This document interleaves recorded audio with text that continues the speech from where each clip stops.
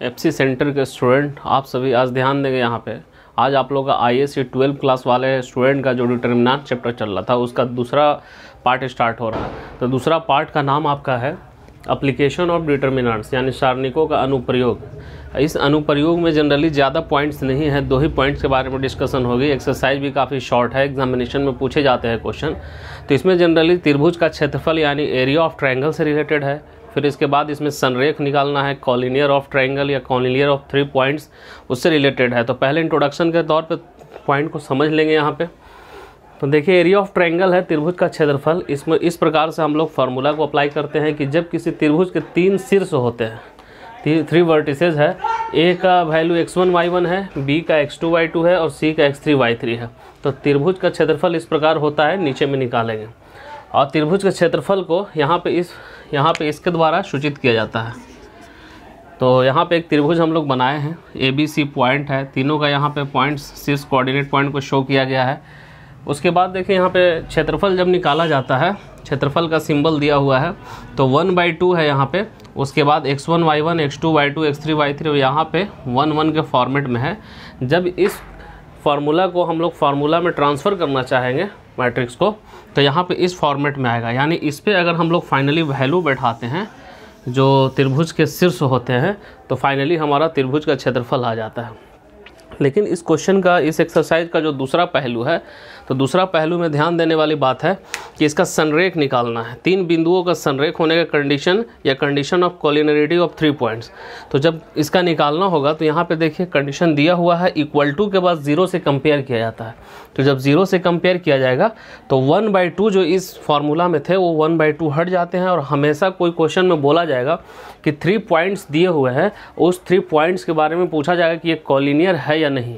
तो जब इस फार्मूला पे हम लोग उसको इवैल्यूएट करेंगे, तो करने के बाद जब हमारा आंसर 0 आ जाएगा तो वहाँ पे हम लोग लिख सकते हैं कि 3 पॉइंट्स हमारा कॉलिनियर है। तो अब डायरेक्ट हम लेट नहीं करते हैं, अब एक्सरसाइज में चलते हैं। तो अब एक्सरसाइज के क्वेश्चन देखेंगे स्टूडेंट, तो बोर्ड पे ध्यान दीजिए, आप लोग क्वेश्चन बता रहे हैं। अब हम एक्सरसाइज में चलते हैं। तो एक्सरसाइज 6.2 है, 6.1 हम लोग क्लियर कर चुके हैं, मोस्टली क्वेश्चन उसमें हो चुका है, आप लोग भी होमवर्क कर रहे होंगे। तो 6.2 एक्सरसाइज में जब चल रहे थे, तो इसका पहला क्वेश्चन है, इसमें ट्रायंगल के 3 वर्टिसेस यानी शीर्ष दिए हुए हैं और इस शीर्ष के माध्यम से हमें क्षेत्रफल निकालना है। तो देखिए यहाँ पे 3 शीर्ष क्वेश्चन में दिए -2, 4, 2, -6 और 5, 4। यहाँ पे इसे क्वेश्चन का फॉर्मेट के रूप में एडजस्ट कर दे रहे हैं। तो देखिए यहाँ पे x1 2 हो गया, शुरू वाले x होते हैं, बाद वाले y होता है। तो ये x1 हो गया, ये y1 हो गया। यहाँ पास वाले x2 y2 हो गए, यहाँ पास वाले x3 y3 हो गए। फार्मूला पहले ही हमने डिस्कशन कर चुका है, तो यहाँ पे लिखा हुआ फार्मूला, और फार्मूला पे सारे जो वैल्यू है यहाँ पे दिए हुए हैं, जो मैंने x1 y1 के रूप में इंडिकेट किया है, ये सारे वैल्यू के इसमें इवेलुएट कर दिया गया है।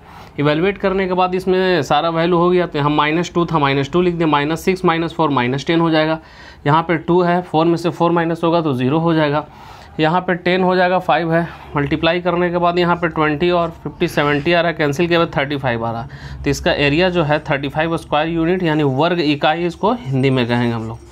तो ये पहला क्वेश्चन जो सिंपल टाइप का क्वेश्चन था, जिसे हमें क्षेत्रफल निकालने के सेंस में रहेगा, तो हम लोग सिंपल ऐसे क्षेत्रफल निकालेंगे। अब हम लोग दूसरे टाइप के क्वेश्चन में चलेंगे। क्वेश्चन नंबर 2 में हम लोग देखेंगे कि यहाँ पे थोड़ा पैटर्न क्वेश्चन का चेंज किया गया। जैसे यहाँ पे x का मान ज्ञात करना है, जिसके लिए त्रिभुज का शीर्ष दिया हुआ है। तो सारे शीर्ष में से देखिए 2 शीर्ष यहाँ पे है जो रियल नंबर दिया हुआ है, लेकिन फर्स्ट वाले शीर्ष में यहाँ पे x दिया हुआ है। यानी फाइनली यहाँ पे x का वैल्यू ही फाइंड करना है, जिसके लिए एरिया हमें दिया हुआ है। त्रिभुज का क्षेत्रफल यहाँ पे 35 वर्ग इकाई दिया हुआ है। तो x का वैल्यू फाइंड करना है, ये क्वेश्चन में तो दिया ही हुआ है। ये हम सारे वैल्यू जो पिछले क्वेश्चन में भी लिख रहे थे, उसको इसी प्रकार से इंडिकेट कर लेंगे। इंडिकेट करने के बाद हम लोग यहाँ पे ध्यान देंगे कि फार्मूला हमारा एरिया ऑफ ट्रायंगल का वही होगा जो पहले था, लेकिन एरिया पहले से यहाँ पे मौजूद है, तो उसको इक्वल टू के बाद हम लोग इंडिकेट कर दिए हैं। इंडिकेट करने के बाद सारे वैल्यू, यहाँ पे x1 का वैल्यू x था, बाकी सारे जैसे वैल्यू थे उसको इवैल्यूएट कर दिया गया। करने के बाद कैलकुलेशन भी हमने किया। तो यहाँ पे -10 को x से किए तो -10x, ये तो 0 हो जाएगा, यहाँ पे 50 हो जाएगा। अब यहाँ पे 1/2 जो है, 2 क्रॉस मल्टीप्लिकेशन इधर करेंगे तो 35 से 2 टाइम में 70 हो जाएगा। तो यहाँ पे देखिए ये वाले जो प्रोसेस है, इसको 2 फॉर्मेट में, क्योंकि ये मॉड के अंदर है तो इसका साइन चेंज हो सकता है। एक बार जिस फॉर्मेट में है वैसे ही लेके चला गया, यानी -10x है, 50 इधर जाकर माइनस हो गया, यहाँ पे 20 है, -10 से कैंसिल किया तो -2 आया। आंसर का दूसरा पहलू ये भी हो सकता है कि साइन चेंज होगा, तो -10x क्या हो गया +10x, ये +50 यहाँ पे माइनस हो जाएगा तो इधर आकर के प्लस हो जाएगा, यानी 70 + 50 यानी 120 काटेंगे तो यहाँ पे 12 भी आ सकता है। तो ये आंसर का दो पहलू है, दोनों के हिसाब से इसको सॉल्व कर सकते हैं। तो अब हम लोग नेक्स्ट क्वेश्चन पे यहाँ पे ध्यान दें। क्वेश्चन का जो दूसरा फार्मूला मैंने बताया था सनरेक से रिलेटेड, उस पर अब क्वेश्चन पे चलते हैं। क्वेश्चन नंबर अब 6 पे चलते हैं, 5 हालांकि इसी बेस पे है, सनरेक से ही रिलेटेड है। तो सनरेक वाले क्वेश्चन में क्या करेंगे, ध्यान दीजिए हम लोग। यहाँ पे क्वेश्चन में दिया हुआ ये कि A, B + C, B, C + A, C, A + B। तो ये साबित करके ये दिखलाना है कि ये तीनों बिंदुएँ सनरेक है। तो सनरेक से रिलेटेड में क्या करेंगे, यहाँ पे फिर से फाइनली वही करेंगे हम लोग। ये बॉक्स रेडी कर चुके हैं, यहाँ पे ये x1 और y1 का वैल्यू यहाँ से निकलता है, इससे x2 और y2 का वैल्यू, और इससे x3 और y3 का वैल्यू। सनरेक का फार्मूला मैंने ये बताया था अभी, तो ये सनरेक का फार्मूला हो जाता है। इस पे सारे वैल्यू को इवैल्यूएट कर दिया गया है। जैसे x1 का वैल्यू a है, y2 का वैल्यू यहाँ पे c + a है, y3 का वैल्यू a + b है, लेकिन बीच में माइनस के कारण दोनों का साइन चेंज हो गया। इसी तरीके से सारे फॉर्मेट में वैसे ही बैठाया गया। तो बैठाने के बाद ये देखते हैं कि यहाँ पे -a और +a कैंसिल होता है, या -b + b कैंसिल, यहाँ -c + c कैंसिल होता है। अब करने के बाद ब्रैकेट के बाहर एक एक कंपोनेंट थे, तो हम लोग उससे मल्टीप्लाई करेंगे। a से c में करेंगे ac हो जाएगा, a से -b में करेंगे तो -ab हो जाएगा, फिर यहाँ पे a से b में होगा तो ab हो जाएगा, फिर यहाँ पे b से -c में होगा -bc, यहाँ भी bc और यहाँ -ac, -ac से +ac यहाँ cancel, -ab + ab, bc cancel हो गया, दोनों तरफ 0 आ गया। तो मैंने फार्मूला में ये बताया था कि सनरेक वाले फार्मूला जब अप्लाई करेंगे और इसका अगर रिज़ल्ट हमारा 0 आ जाता है तो लिख सकते हैं वहाँ पे कि जो दिए गए तीनों बिंदुएं थे वो सनरेक हो सकते हैं, कॉलिनियर हो सकते हैं। तो ये कॉलिनियर का ये कंडीशन है, इस तरह क्वेश्चन में रहेंगे तो हम लोग ऐसे कॉलिनियर ला सकते हैं। तो हम लोग नेक्स्ट क्वेश्चन में चलते हैं। नेक्स्ट क्वेश्चन हमारा जो है क्वेश्चन नंबर 8, इसमें दिया हुआ है कि बिंदुएं, 3 बिंदुएं यहाँ पे दिया हुआ है, a, 0, 0, b और x, y। ये तीनों बिंदुएं सनरेक है। ऐसा क्वेश्चन में पहले ही कहा जा रहा है सनरेक है, मतलब इसका तीनों का फार्मूला का रिजल्ट हमेशा 0 ही होगा। और यहाँ पे प्रूफ करके ये दिखलाना है कि xy + y/b = 1। तो क्वेश्चन का पहलू देखेंगे, जैसे हम लोग वैल्यू को यहाँ पे परफॉर्मा में लिखते थे वैसे लिख दिए, और ये चीज़ हमें प्रूफ करके दिखलाना है उसे भी इंडिकेट कर दिए। अब यहाँ पे फाइनली हमें क्वेश्चन में ही पता था कि तीनों बिंदुएं सनरेक है, तो यहाँ पे इतना फार्मूला = 0 लिख चुके हैं। सारे वैल्यू को यहाँ पे इवैल्यूएट कर दिए। अब मल्टीप्लाई किया गया, a को b से करेंगे ab, a को -y से करेंगे -ay, यहाँ पे 0 से करेंगे तो पूरा 0 हो जाएगा, यहाँ पे 0 होते एक से -b में करेंगे तो -bx हो जाएगा। अब ab इसी तरफ है, -ay आके इधर +ay, -bx इधर आ गया, इक्वल टू के बाद +bx हो गया। अब देखा ये जा रहा है कि a b से रिलेटेड है तो dividing by ab on both side, ab से दोनों तरफ में डिवाइड किया जा रहा है। तो यहाँ ab/ab हो गया, यहाँ ay था तो ay/ab, यहाँ bx था तो bx/ab, b से b कैंसिल हो गया, यहाँ a से कैंसिल, यहाँ ab से b हो गया। ये वाला पहलू को देखते हैं, यहाँ पे x/a है पहले में लिख दिए, यहाँ पे y/b है उसके बाद लिख दिए, और यहाँ पे 1 बनता है तो इक्वल टू में यहाँ पे लिख दिए, यानी हमें इसी से रिलेटेड यहाँ पे इस चीज़ को प्रूफ करना था। तो ये क्वेश्चन हमारा क्लियर होता है। अब क्वेश्चन नंबर नेक्स्ट को देखेंगे, आगे हम लोग चलते हैं। अब क्वेश्चन हम आगे देखेंगे, एक्सरसाइज अब हमारा लास्ट होने वाला है। तो यहाँ पे क्वेश्चन नंबर 11 के फॉर्मेट में बनाया जा रहा है, जो थोड़ा डिफरेंट क्वेश्चन है। तो देखिए यहाँ पे दिया हुआ है कि सारणिक यानी डिटर्मिनेंट्स का प्रयोग कर 3,1 तथा 9,3 को मिलाने वाली रेखा का समीकरण निकालना है। जैसे 2 पॉइंट यहाँ पे दिए हुए हैं, एक मिलाने वाला कोई तीसरा रेखा है, उससे रिलेटेड समीकरण निकाला। जो तीसरा बिंदु है उसका हमें पॉइंट्स नहीं पता है, शीर्ष नहीं पता है। तो 2 बिंदु यहाँ पे लिख दिया गया है। तीसरा P को कोई एक स्वेच्छा से अपने मन से कोई बिंदु को माना जा रहा है P, जिसको हम लोग शीर्ष के रूप में x, y ले रहे हैं यहाँ पे।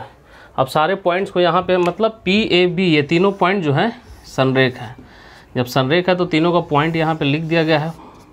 फार्मूला हम लोग को पहले से यहाँ पे पता है, फार्मूला पे सारे वैल्यू को इवैल्यूएट कर दिया गया है। यहाँ पे -3 में से 1 जाएगा तो -2 बचेगा, यहाँ पे 3 इंटू यहाँ पे 3 से 3 मल्टीप्लाई 9 हो जाएगा, इससे -3y हो जाएगा। 9 से y में करेंगे तो 9y, यहाँ पे -9 हो जाएगा।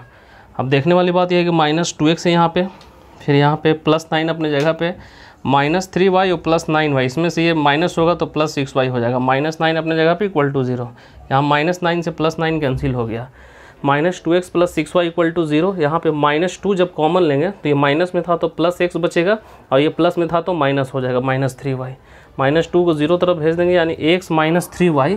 यही इक्वेशन है हमारा, एक्सरसाइज का इक्वेशन मिलता है।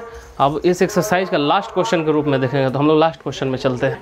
इस एक्सरसाइज का लास्ट क्वेश्चन के रूप में क्वेश्चन नंबर 12 को ले रहे हैं। इसमें क्वेश्चन देखिए थोड़ा और डिफरेंट दिया हुआ है कि सारणी का प्रयोग कर यानी डिटर्मिनेंट्स का यूज़ करके यहाँ पे बिंदु दिया हुआ है ए और बी दिया हुआ है, से गुजरती हुई रेखा का समीकरण निकालना है। ये दो बिंदु है ए और बी, इससे कोई बिंदु गुजर रहा है तो उस बिंदु को हम लोग पी लिए हैं क्वेश्चन में, यहाँ पे पी ले लिया गया है, उसे एक्स और वाई ले लिया गया है। दूसरा कंडीशन क्वेश्चन का यह है कि उसमें k का मान ज्ञात करना है जिसमें d एक अलग से और बिंदु लिया जा रहा है, ठीक है, जिसका क्षेत्रफल ABD उसमें हो जाता है और ABD का क्षेत्रफल 3 वर्ग इकाई है। तो ध्यान देने वाली बात है, यहाँ पे क्वेश्चन को दो फॉर्मेट में बांटा गया। पहले तो A और B था, A और B से रिलेटेड एक P आ गया, तो यहाँ पे जनरली लिख भी सकते हैं x1 का वैल्यू 1, y1 का वैल्यू 3, x1 का यहाँ पे हो जाएगा x और y, x2 का हो जाएगा 1 और y2 का हो जाएगा 3 और x3 का हो जाएगा 0 और y3 का भी हो जाएगा 0। तो ये वैल्यू यहाँ पे है, इसी के माध्यम से यहाँ पे फार्मूला अप्लाई किया गया है, यहाँ पे वैल्यू लिखे भी हुए हैं। तो यहाँ पे वैल्यू को इवैल्यूएट कर दी, इवैल्यूएट करने के बाद यहाँ पे x से 3 में गए 3x हो जाएगा, बाकी यहाँ पे -y हो जाएगा, ये पूरा 0 हो जाएगा, यानी 3x - y = 0। समीकरण जो इक्वेशन निकालना था, जो बिंदु P से गुजर रहा था, तो उसका इक्वेशन हमें निकल गया 3x - y = 0। अब क्वेश्चन का सेकंड स्टेप में चल रहे हैं, इसमें हमें k का मान ज्ञात करना था जिसमें त्रिभुज ABD से रिलेटेड है। तो A और B पॉइंट तो पता था, D वाला बिंदु भी k और 0 ये भी पता है, इसे हम लोग वैल्यू को इंडिकेट कर दिया है यहाँ पे। और क्षेत्रफल भी 3 वर्ग इकाई दिया हुआ है, तो क्षेत्रफल का फार्मूला यहाँ पे लगा दिया है =3 क्षेत्रफल दिया हुआ। सारे वैल्यू को यहाँ पे पुट कर दिए हैं, क्षेत्रफल 3 है। सॉल्व करने के बाद इतना आ रहा है 1/2 है, तो क्रॉस मल्टीप्लिकेशन से 3 6 हो गया, यहाँ पे 3 के बचा, 3 को 6 से कैंसिल किया 2, यानी k का वैल्यू 2 आ गया और इक्वेशन 3x - y = 0। तो ये दोनों आंसर हुए। तो यानी ये एक्सरसाइज क्लियर होता है स्टूडेंट। इस एक्सरसाइज को बढ़िया से बनाइए, जो कुछ भी बहुत कम क्वेश्चन इसमें बचे हुए हैं इसको बनाइए बढ़िया से, बाकी हम लोग न्यू चैप्टर की ओर बढ़ेंगे। So thank you guys everybody.